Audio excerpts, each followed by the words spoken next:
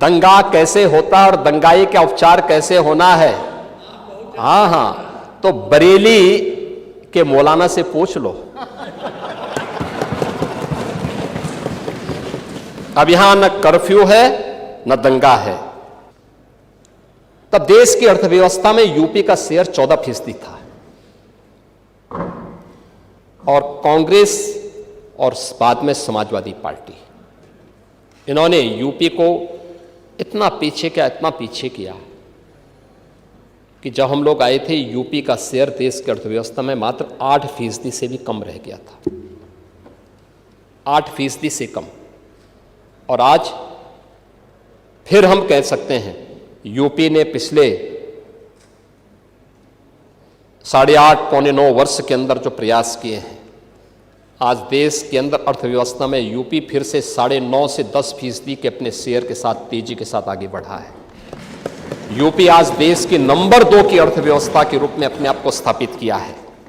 और इस दौरान हमने यूपी की जीएसडीपी को, यूपी की अर्थव्यवस्था को 2012 से 16 के बीच में जितनी थी उसकी तुलना में लगभग 3 गुना बढ़ाने में 12,88,000 करोड़ रुपए की इकोनॉमी थी, आज ये 35 से 36 लाख करोड़ रुपए की इकोनॉमी यूपी की बनने जा रही है।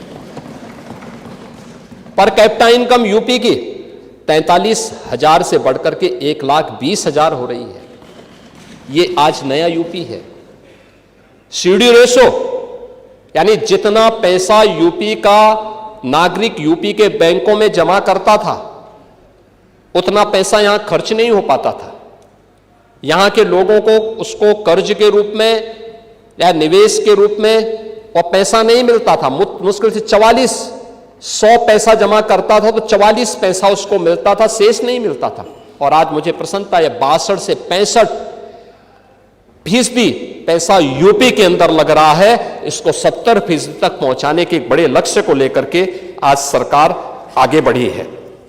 और अब मैं कह सकता, ये चीजें तब हुई हैं जब सरकार ने सुरक्षा का वातावरण दिया, अच्छा इंफ्रास्ट्रक्चर दिया। और ये चीजें तब हुई जब पिछले 8 पौने 9 वर्ष में कोई नया टैक्स नहीं लगाया। खन्ना जी अपनी फाइल लेके हमेशा बैठे रहते हैं कि वैट की दर थोड़ा बढ़ा दी जाए। मैं कहता हूं थोड़ा रुक जाइए, थोड़ा रुक जाइए। तो उसी में खन्ना जी कहते हैं ठीक है रुकना है। तो शाहजहांपुर का एक प्रस्ताव भी था,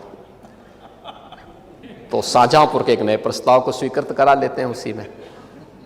लेकिन आप सोचिए ना, डीजल पेट्रोल पे इतना बड़ा राज्य, डीजल पेट्रोल सबसे सस्ता यूपी के अंदर, देश के अंदर है, सबसे सस्ता यूपी दे रहा है। पिछले 8 पौने 9 वर्ष के अंदर कोई किसी भी प्रकार का टैक्स हम लोगों ने नहीं लगाया। जीएसटी रिफॉर्म हुए थे, पब्लिक को लाभ मिला, लेकिन हमने कोई नया टैक्स नहीं लगाया। यानी सरकार ने सब क्या किया? हां, हमने लीकेजेस रोके, कर चोरी को रोका, योजनाओं में जो लूट थी उसको रोका। आप इंफ्रास्ट्रक्चर की बात करते हैं, बड़े बड़े दावे करते हैं, जेपीएनआईसी, गोमती रिवर फ्रंट, क्या सच्चाई है आपके जेपीएनआईसी की? 250 करोड़ रुपए का प्रोजेक्ट, 860 करोड़ रुपए खर्च हो गया और तब भी अधूरा। 250 करोड़ का प्रोजेक्ट, 860 करोड़ खर्च हो गया और तब भी अधूरा। यह है इनकी सच्चाई। गोमती रिवर फ्रंट 167 करोड़ का प्रोजेक्ट, 1400 करोड़ खर्च हो गए और तब भी अधूरा। पूर्वांचल एक्सप्रेसवे,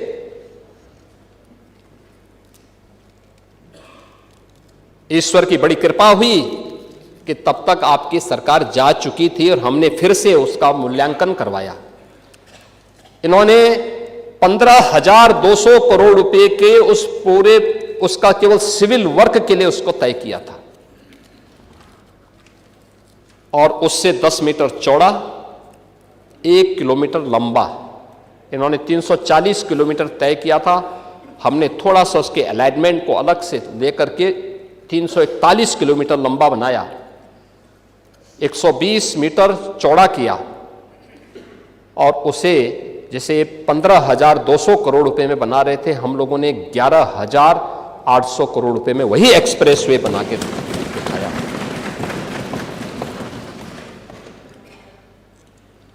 आगरा लखनऊ एक्सप्रेसवे अधूरा, लेकिन एक परिवार के लोगों ने अलाइनमेंट तय करने के पहले जमीनें खरीद ली थी। ये मजाक है देश के साथ में, प्रदेश के जनवासियों के साथ में। आपकी योजनाएं भ्रष्टाचार की भेंट इसलिए चलती थी क्योंकि नीयत साफ नहीं थी। नौजवान इसलिए नाराज था क्योंकि उसे मालूम था कि सूची तो पहले से ही आ जाती है, महाभारत के सारे रिश्ते निकल जाते थे, सूची पहले से निकल जाती थी। नौजवान ठगा का ठगा रह जाता था, उसको कुछ भी नहीं मिलता था। अन्नदाता किसान परेशान, योजनाओं का लाभ तो नहीं मिलता था। क्या होता था? उसके ट्यूबवेल की मोटर ही चोरी हो जाती थी।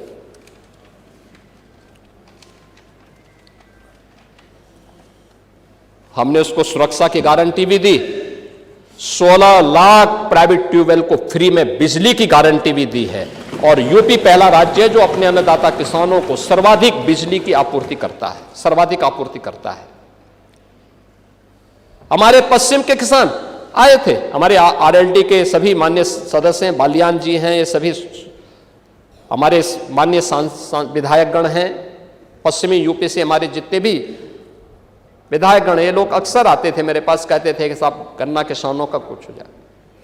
हमने कहा चिंता मत करिए, यूपी 400 रुपया गन्ना मूल्य का भुगतान कर रहा है किसानों को, और 1 सप्ताह के अंदर गन्ना मूल्य का भुगतान।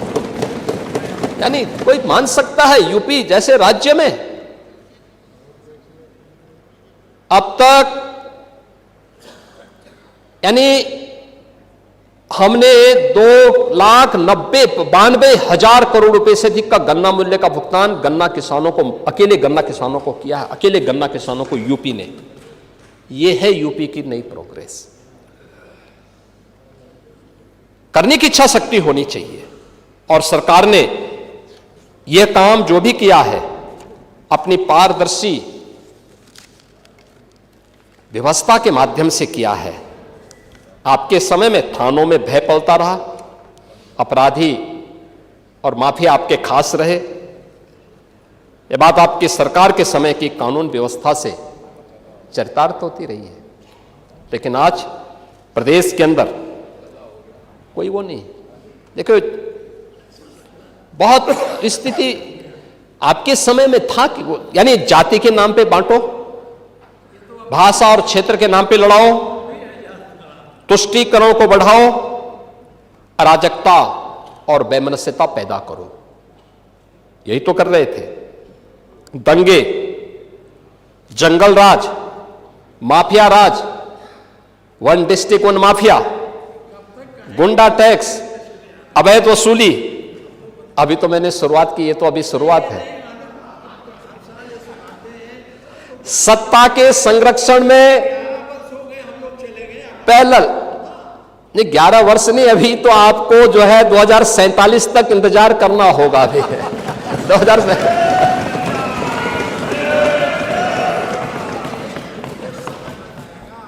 चाहे जो कहिए।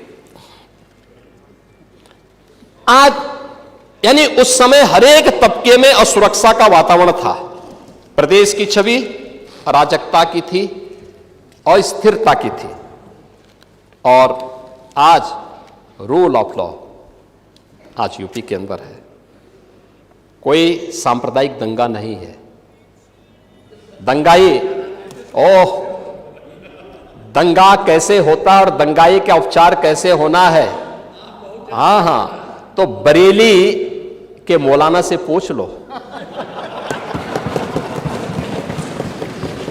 अब यहां न कर्फ्यू है न दंगा है। अब यूपी में सब चंगा है। ये है नया यूपी। महोदय, हम लोगों ने पुलिस की अवस्थापना यानी अगर भर्ती की है, उनकी ट्रेनिंग अच्छी की है तो उनकी अवस्थापना सुविधाओं को बढ़ाया है। अब खपरेल के बैरक नहीं है, आप किसी भी जिले में जाएंगे जो सबसे हाई राइज बिल्डिंग होगी वो यूपी पुलिस की कार्मिकों के लिए बैरक होंगे। आखिर वो सभी नौजवान तो यूपी के अंदर के ही रहने वाले हैं, किसी न किसी के परिवार के होंगे सदस्य। ये मानवीय संवेदना का भाव पहले था, आज नहीं है। आज उनके साथ वही सद्भाव के साथ, सम्मान के साथ सरकार व्यवहार करती है। सरकार ने रिफॉर्म के पहली बार यूपी में पुलिस कमिश्नरेट सिस्टम लागू हुआ। 7 जिले आज उससे पूरी तरह आगे बढ़ चुके हैं। मॉडर्न पुलिसिंग, साइबर थाना और फॉरेंसिक इंस्टीट्यूट ये आज यूपी की पहचान बन रही है। आज यूपी के अंदर एफएसएल लैब्स बंद पड़ रही हैं। 3 नए कानून लागू होने के बाद 7 वर्ष से ऊपर के प्रत्येक सजा में फॉरेंसिक एविडेंस आवश्यक है। आपका कार्यकाल होता तो आप कभी नहीं कर पाते। इसलिए नहीं कर पाते क्योंकि आपने ना फॉरेंसिक लैब बनाई, ना फॉरेंसिक इंस्टीट्यूट बनाए। ओह, अब 4-4 बार थे, नहीं कर पाए तो अब कभी नहीं मिलना है, अब नहीं मिलना है। चलिए, ईश्वर करें आप स्वस्थ रहें ये सब देखने के लिए, आप स्वस्थ रहें देखने के लिए कि फिर से सपा को उधर बैठना पड़ेगा और सपा को बैठना ही नहीं पड़ेगा, उस लायक भी रहती है कि मुख्य प्रतिपक्षी दल बना रहता है कि नहीं रहता है, ये इसमें मुझे संदेह लगता है।